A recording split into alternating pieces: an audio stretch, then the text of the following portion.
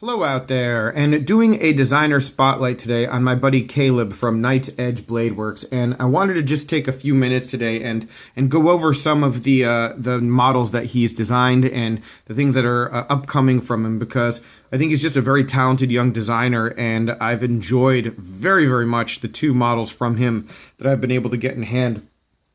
And yeah, I wanted to just give a quick look at the both of them. So for those of you who aren't aware, Caleb originally, I think, well, I don't know if he has other accounts or anything, but on YouTube and on Instagram, he has an account called Priority Survival where he was doing like gear reviews, knife reviews, that kind of thing. And that's how I got to know him. And then eventually he made the second account and said he was going to start designing knives. And I've heard a bunch of people say that, guys. I'm going to design this, I'm going to do that, blah, blah. And it never really happens. And then all of a sudden, one day, he shoots me a message and is like, hey, my new knife is coming out. And I was like, what do you mean coming out? And no, he did it. He designed a knife. He designed this Tucson TS67. It's called the Shinobi. This is his design, and as soon as it was available and came out, I raced over to eBay, which is where you buy Tucsons, and I picked it up. And it came in, and this is the knife, guys, and I've shown it on camera a couple times before. I never did a full review, and I should have, but hopefully making up for it now and giving this knife and this designer the exposure they deserve. The Shinobi here is D2 tool steel, full titanium, and the way these work, if you're not familiar with Tucson knives, for the most part, like sometimes they'll have them on eBay at like a buy it now price, but usually they're just up for auction. So like however much people want to pay for them, that's how much they go for. They never really set a price, which is really weird. And there's not like, I think there are some websites where you can buy them now, but for the most part, the new models, like they're just on eBay. And then they get shipped from China, and that's how you get them. But anyway, I digress. But back to the design here. So yeah, I found it on eBay. I think I got it for like 75 or 80 bucks, something like that.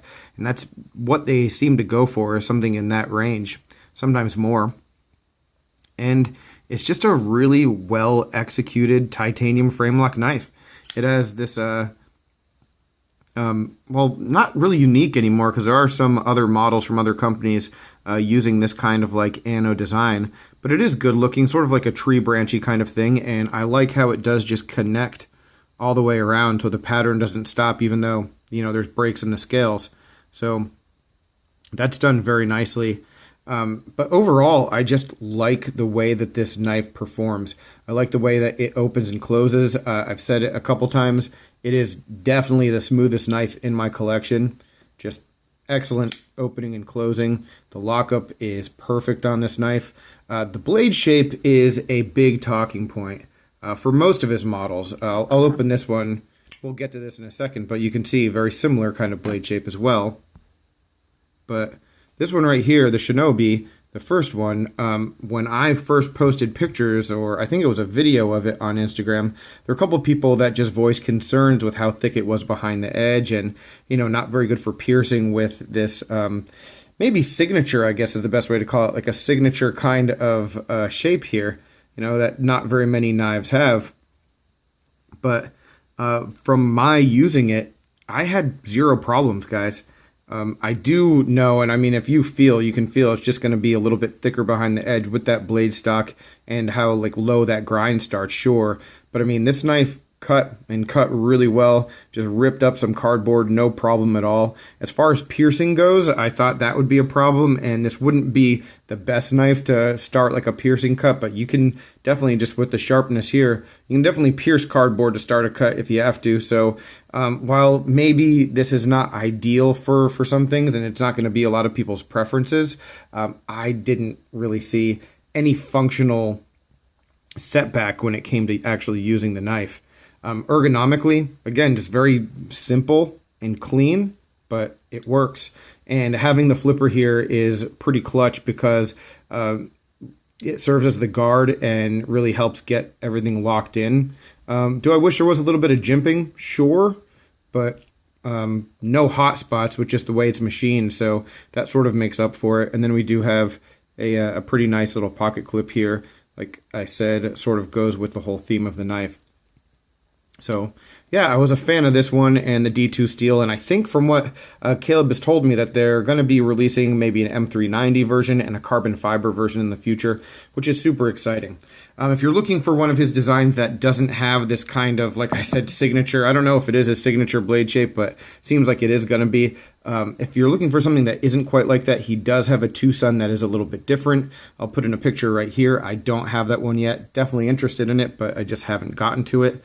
And then this knife right here I got from him at Blade Show 2019. And I'm filming this video today, actually, because I have to pass this along. I think it's going to the people at Birdshot 4. They're going to check this one out and give some feedback. And this one, this prototype here, it was produced, manufactured by Tuya Knives, but I think it might actually be released under the Knight's Edge owned brand name, which would be really exciting for him if that happened. But this one, if you want to do a comparison, I actually sort of like this one more. I like this flat that goes down the middle of it. I mean, just again, really setting itself apart with a different kind of blade shape that actually is very functional. And this knife cut really well as well. I did make the mistake when I was like testing this knife to use it immediately after I used the Shinobi, which, I mean, if you have a much bigger knife and you're used to, you know, being able to do certain tasks easier, yeah, going from a bigger one to a smaller one isn't always the best as far as like transition goes. But once I got used to this knife, man, this one's even better. I mean, you can see a little bit more sculpting on the scales to give, you know, a better ergonomic feel. It's just very well machined all the way around. And again, this is a prototype, so who knows like how the finishing the finishing will be on the final one. But if it's up to this par, it will be an excellent knife. You know, I tried to buy this knife from him. I was like, man, I don't need any upgrades. You don't need to make any changes. Just let me keep this one because I really like it that much. But this one is an M390. It has a carbon fiber scale. You can see titanium frame lock here. Really excellent action. Just in having it, I think I was the first person to have it, and I did get a few snail trails on it. But man, it is just pretty. And I've got to tell you, I mean, the Shinobi, this Tucson down here, this one was one of my like smoothest knives that I had, and then I like lubricated it and did all the KPL kind of stuff, and it just got like beyond ridiculous. This knife is beyond ridiculous with nothing from me. I'm not messing with this knife at all, not taking it apart. It doesn't belong to me. But I mean, just the way that this knife actuates open to close, it's wonderful. The lockup is excellent. If you take a look at it, I mean, you can see this big titanium frame here. The frame itself is wider than like the distance to from the end of the frame to the rest of the knife, if that makes sense. I mean, it's just thick for the size of the blade, and I mean, that just lends itself to being a knife that I think will be able to sustain a lot of use. So yeah, I'm really excited about where this goes. As soon as one of these goes up, and it might be like a Kickstarter thing, as soon as one of these goes up, I'm definitely going to be ordering it. And yeah, I just wanted to talk about it, give you guys a look at this stuff before before this one's available, and maybe turn someone on to something that I think is just really good quality and sort of stands alone in the market, because you don't see very many blades like this at this point. So I'm excited to see what else this young designer has going on, and what else we're going to see from him. And I just feel fortunate that I got to know him early on in the game. So if you have any questions about these knives, definitely let me know. Like I said earlier, or like I showed earlier, here's his information if you want to touch base with Caleb. But any other questions, comments, complaints, suggestions, guys, definitely let me know down below. What are your thoughts on these? What are your thoughts on the blade shape?